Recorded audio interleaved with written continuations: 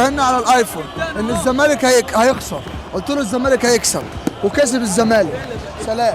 يعني الانديه بتقوم مش بالفلوس خالص، اهم اثبتوا لنا هم ابطال الدوري. انتشر ايقاف قيد ان هم ياخدوا الدوري ويوصلوا لنهائي افريقيا، ده حاجه كبيره وشرف كبير قوي لنادي الزمالك كل جمهوره. اللعيبه ان هي ما خذلتناش عشان احنا كنا هيتصف علينا وهنتحفل علينا اخر السيزون.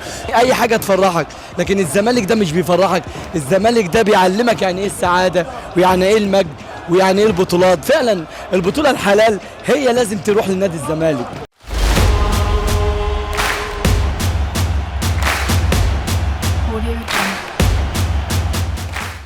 مبروك يا عالمي. الله يبارك فيك يابا. كسبت الدوري؟ كسبنا الايفون ده، سيبك من الدوري والكلام ده، كسبت الايفون ده.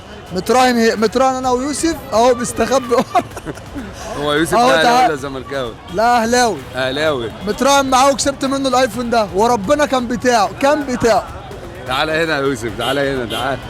وربنا كان بتاعه، بس دلوقتي بقى بتاعي اهو، بقى البيت اهو. كان مراهنك عند مدكور رقم واحد في مصر. راهنا على الايفون ان الزمالك هيخسر، قلت له الزمالك هيكسب وكسب الزمالك. سلام. يعني الحمد لله على المكسب، الحمد لله على الدوري. لو جيت من كام شهر وسالتك الزمالك هيعمل ايه في الدوري ده، الزمالك هيعمل ايه الموسم ده، محدش كان يتوقع ان احنا نعمل كده خالص. محدش كان يتوقع ان احنا نوصل نهائي البطوله الافريقيه، محدش يتوقع ان احنا كنا خدنا الدوري، محدش يتوقع بصفقات الاهلي وصفقات بيراميدز. تمام. واللعيبه اللي معانا اثبتوا ان هم رجاله، واللعيبه مش بالصفقات ومش بالفلوس. يعني الانديه بتقوم مش بالفلوس خالص، اهم اثبتوا لنا هم ابطال الدوري. مبروك علينا. مبروك يا كابتن. الله يبارك فيك. وان شاء الله باذن الله السنه الجايه نحقق بطولات اكتر. بطوله صعبه اكيد.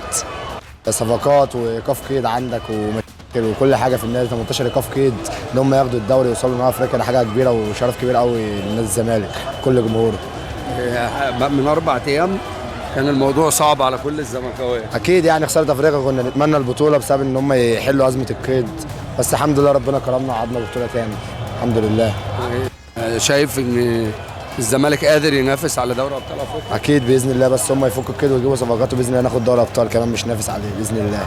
والدوري السنه الجايه باذن الله في متعوبه ان شاء الله. مبروك لكل جمهور الزمالك. اي حاجه تفرحك، لكن الزمالك ده مش بيفرحك، الزمالك ده بيعلمك يعني ايه السعاده ويعني ايه المجد ويعني ايه البطولات. فعلا البطوله الحلال هي لازم تروح لنادي الزمالك. شايف متعوبه عامله ازاي؟ بجد فعلا الفرحه حلوه ما شاء الله على الطياره وهي نازله كده بتنور وبتلعلع الدنيا كلها.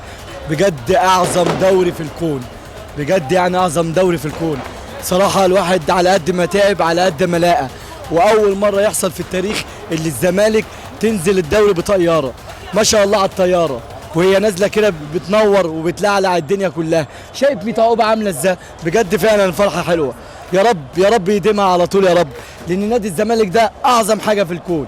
بص انا ممكن اقول لك ممكن ايه اي حاجه تفرحك، لكن الزمالك ده مش بيفرحك، الزمالك ده بيعلمك يعني ايه السعاده ويعني ايه المجد ويعني ايه البطولات. فعلا البطوله الحلال هي لازم تروح لنادي الزمالك، وفعلا الزمالك ابيض وبخطين حمر وهيجري في دمنا طول العمر، والحمد لله اللي احنا كسبنا.